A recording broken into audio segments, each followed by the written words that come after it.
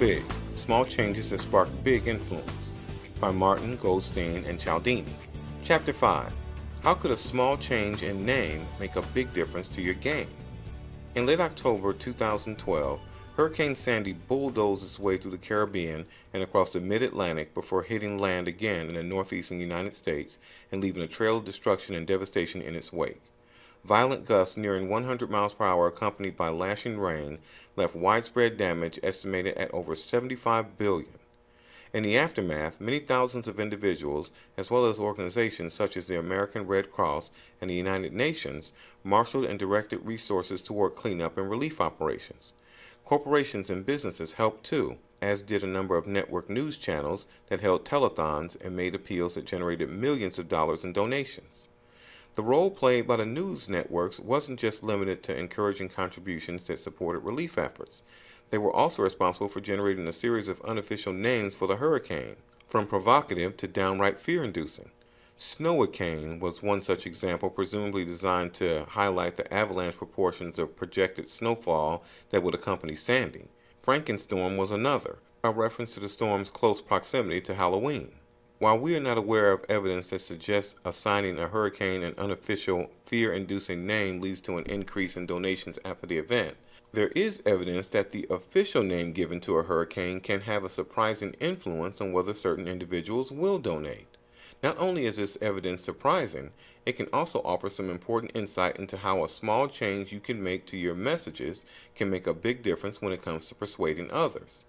Psychology professor Jesse Chandler highlighted an intriguing finding from an analysis of donations made in response to fundraising appeals after the devastating hurricanes. Curiously, people were more likely to donate if the initial of their first name matched the name of the given hurricane. Chandler found, for example, that people whose names began with the letter R, such as Robert or Rosemary, were 200% more likely to donate to the Hurricane Rita relief appeal than people whose names didn't begin with the letter R. He found a similar effect after Hurricane Katrina, with folks whose names started with a K significantly more motivated to donate funds to help relieve the devastation and displacement caused. In every case going back many years, a similar pattern emerged, with disproportionate numbers of donations coming from those with the same initial as the hurricane. In his book, Drunk Tank Pink, marketing professor Adam Alter makes a noteworthy point. If people are more likely to donate to hurricane relief programs to share their initials, then the entity responsible for assigning hurricane names, the World Meteorological Organization, has the power to increase charitable giving simply by giving hurricanes more commonly occurring names. Given the advances in meteorological forecasting in recent years, it should be possible to identify the areas where storms will hit, take a look at the voting register for those areas, and then choose a name for the hurricane that closely matches frequently occurring names in that area. At first glance, insights such as these seem like idle curiosities researched by wacky scientists in an attempt to provide an eyebrow-raising headline or an inane topic of conversation for next weekend's dinner party. But to dismiss these findings as inconsequential would dismiss a fundamental and powerful feature of human psychology. The truth is, our names matter to us. You can probably recall a time when you have found yourself deep in conversation with a colleague or friend, perhaps at a conference, in a business meeting, or at a party.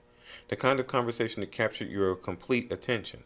In fact, you were so focused on what was being said that you were oblivious to all other activities and conversations going on around you. But then you heard your name mentioned from another part of the room and instantly your attention was diverted.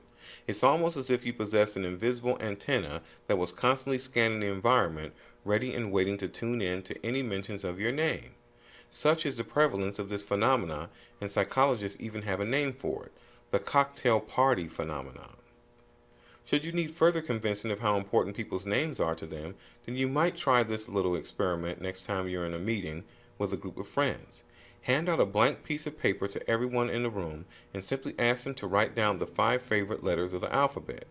If they are anything like the subject in the studies that have been done, when you review their choices, you will likely notice an uncanny similarity between the letters they have chosen and their own names, especially their initials.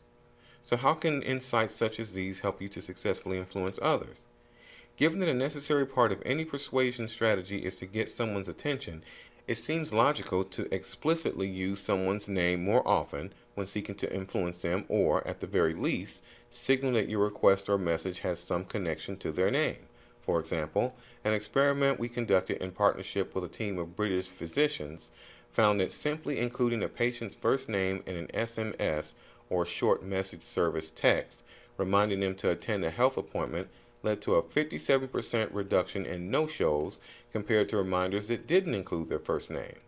Interestingly, including a patient's full name, e.g. John Smith, or a more formal salutation, e.g. Mr. Smith, made no difference at all.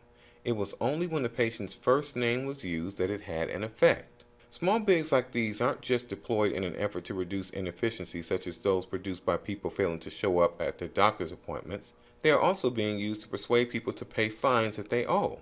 One study conducted by the Behavioral Insights team, a crack squad of behavioral scientists, originally working at the heart of British government but now a commercial body, found that sending a text message requesting payment of a fine that included an offender's first name along with the amount owed increased response rates by almost half, from 23% to 33%, compared to the same message that didn't include the offender's name. The attention-grabbing nature of a name could also prove fruitful for those charged with generating support for new business initiatives and work programs. When it comes to naming a new project, you might be tempted to consider an ambiguous, mysterious-sounding name in the hope that it will spark interest, get people's attention, and mobilize them behind your efforts. The hurricane studies, however, suggest an alternative approach. Rather than attempting to evoke the passions and emotions of your employees by likening your initiative to some kind of mythological bird that is reborn from its own ashes, you might receive more support if you simply look down the list of people who work in the departments responsible for implementing your project and choose a commonly occurring name from those groups. Or at the very least, tally up the most commonly occurring initial amongst the group and use that as a basis for your project name. Pharmaceutical sales executives might review the names of heavy prescribers and note that when the time comes to release their next blockbuster drug, visiting Dr. Payton early on in the launch of Painway could prove to be a shrewd move. Such moves could be the small bigs that make your name-changing activities game-changing ones too.